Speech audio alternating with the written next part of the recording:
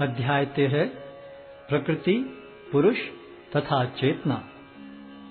अर्जुन ने कहा, हे कृष्ण, मैं प्रकृति एवं पुरुष, क्षेत्र एवं क्षेत्रज्ञ तथा ज्ञान एवं ज्ञेय के विषय में जानने का इच्छुक हूँ।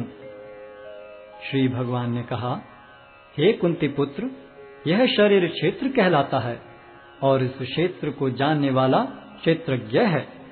हे भरतवंशी, तुम्हें ज्ञात होना चाहिए कि मैं भी समस्त शरीरों में ज्ञाता भी हूँ और इस शरीर तथा इसके ज्ञाता को जान लेना ज्ञान कहलाता है, ऐसा मेरा मत है। अब तुम मुझसे यह सब संक्षेप में सुनो कि कर्म क्षेत्र क्या है, यह किस प्रकार बना है, इसमें क्या परिवर्तन होते हैं, यह कहाँ से उत्पन्न होता है, इस कर्म क्षेत्र को जानने वाला कौन है और उसके क्या प्रभाव हैं। विभिन्न वैदिक ग्रंथों में विभिन्न ऋषियों ने कार्यकलापों के क्षेत्र तथा उन कार्यकलापों के ज्ञाता के ज्ञान का वर्णन किया है। इसे विशेष रूप से वेदांत सूत्र में कार्य कारण के समस्त तर्क समेत प्रस्तुत किया गया है।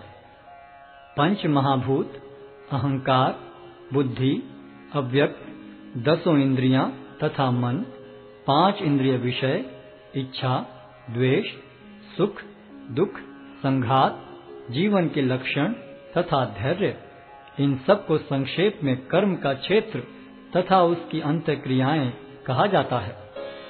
विनम्रता, दंभहीनता, अहिंसा, सहिष्णुता, सरलता, प्रामाणिक गुरु के पास जाना, पवित्रता, स्थिरता, आत्मसंयम, इंद्रिय तृप्ति के विषयों का परित्याग, अहंकार का अभाव, जन्म, मृत्यु, वृद्धावस्था तथा रोग के दोषों की अनुभूति, वैराग्य, संतान, स्त्री, घर तथा अन्य वस्तुओं की ममता से मुक्ति, अच्छी तथा बुरी घटनाओं के प्रति संभाव, मेरे प्रति निरंतर अनन्य भक्ति, एकांत स्थान में रहने की इच्छा, जन समूह से विलगाव, आत्म साक्षात्कार की महत्ता को स्वीकारना तथा परम सत्य की दार्शनिक खोज, इन सब को मैं ज्ञान घोषित करता हूँ और इनके अतिरिक्त जो भी है वह सब अज्ञान है।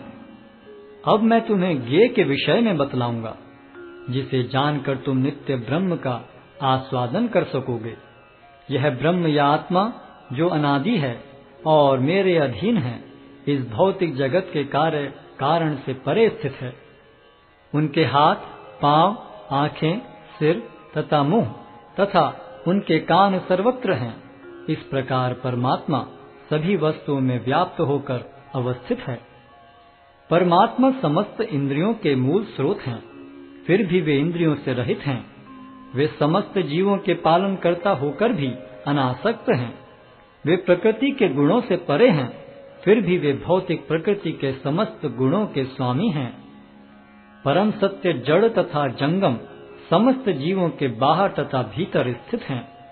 सूक्ष्म होने के कारण वे भौतिक इंद्रियों के द्वारा जानने या देखने से परे हैं। यद्यपि वे अत्यंत दूर रहते हैं, किंतु हम सबों के निकट भी हैं। यद्यपि परमात्मा समस्त जीवों के मध्य विभाजित प्रतीत होता है, लेकिन वह कभी भी विभाजित नहीं है। वह एक रूप में स्थित है। यद्यपि वह प्रत्येक जीव का पालन करता है, लेकिन यह समझना चाहिए कि वह सबों का संहार करता है और सबों को जन्म देता है। वे समस्त प्रकाशमान वस्तुओं के प्रकाश स्रोत हैं। वे भौतिक अंधकार से परे हैं और अगोचर हैं। वे ज्ञान हैं, ज्ञेय हैं और ज्ञान के लक्ष्य हैं। वे सबके हृदय में स्थित हैं। इस प्रकार मैंने कर्म क्षेत्र, ज्ञान तथा ज्ञेय का संक्षेप में वर्णन किया है। इसे केवल मेरे भक्त ही पूरी तरह समझ सकते हैं और इस तरह मेरे स्वभाव को प्राप्त होते हैं। प्रकृति तथा जीवों को अनादि समझना चाहिए। उनके विकार तथा गुण प्रकृति जन्य हैं। प्रकृति समस्त भौतिक कारणों तथा कार्यों की हेतु कही जाती है और जीव इस संसार में विविध सुख दुख के भोग का कारण कहा जाता है। इस प्रकार जीव प्रकृति के तीनों गुणों का भोग करता हुआ प्रकृति में ही जीवन बिताता है। यह उस प्रकृति के साथ उसकी संगति के कारण है। इस तरह उसे उत्तम तथा अधम योनियां मिलती रहती हैं। तो भी इस शरीर में एक अन्य दिव्य भोक्ता है जो ईश्वर है, परम स्वामी है और साक्षी तथा अनुमति देने वाले के रूप में विद्यमान है और जो परमात्मा कहलाता है। जो व्यक्ति प्रकृति, जीव तथा प्रकृति के गुणों की अंतःक्रिया से संबंधित इस विचारधारा को समझ लेता है, उसे मुक्ति की प्राप्ति सुनिश्चित है। उसकी वर्तमान स्थिति चाहे जैसी हो, यहाँ पर उसका पुनर्जन्म नहीं होगा। कुछ लोग परमात्मा को ध्यान के द्वारा अपने भीतर देखते हैं, तो दूसरे लोग ज्ञान के अनुशीलन द्वारा, और कुछ ऐसे हैं जो निष्काम कर्म योग द्वारा देखते हैं। ऐसे भी लोग हैं जो यद्यपि आध्यात्मिक ज्ञान से अवगत नहीं होते, पर अन्यों से परम पुरुष के विषय में सुनकर उनकी पूजा करने लगते हैं। ये लोग भी प्रामाणिक पुरुषों से श्रवण करने की मनोवृत्ति होने के कारण जन्म तथा मृत्यु के पथ को पार कर जाते हैं। हे भरतवंशियों में श्रेष्ठ, यह जान लो कि चर तथा अचर जो भी तुम्हें अस्तित्व में दिख रहा है, वह कर्म क्षेत्र तथा क्षेत्र के ज्ञाता का संयोग मात्र है।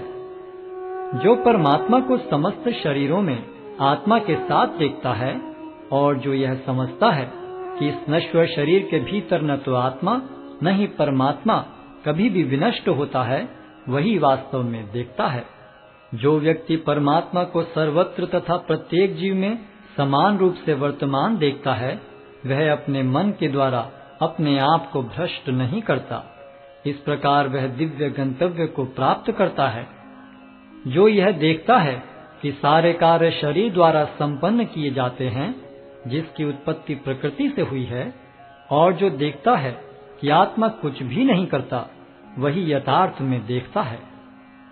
जब विवेकवान व्यक्ति विभिन्न भौतिक शरीरों के कारण विभिन्न स्वरूपों को देखना बंद कर देता है और यह देखता है कि किस प्रकार से जीव सर्वत्र फैले हुए हैं, तो वह ब्रह्म बोध को प्राप्त होता है।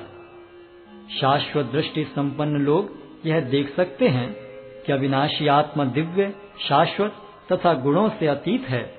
हे अर्जुन, भौतिक शरीर के साथ संपर्क होते हुए भी आत्मा न तो कुछ करता है और न लिप्त होता है।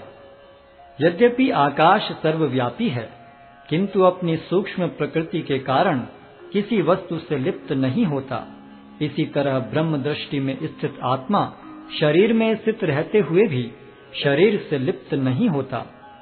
हे भरतपुत्र, जिस प्रकार सूर्य अकेले इस सारे ब्रह्मांड को प्रकाशित करता है, उसी प्रकार शरीर के भीतर स्थित एक आत्मा सारे शरीर को चेतना से प्रकाशित करता है।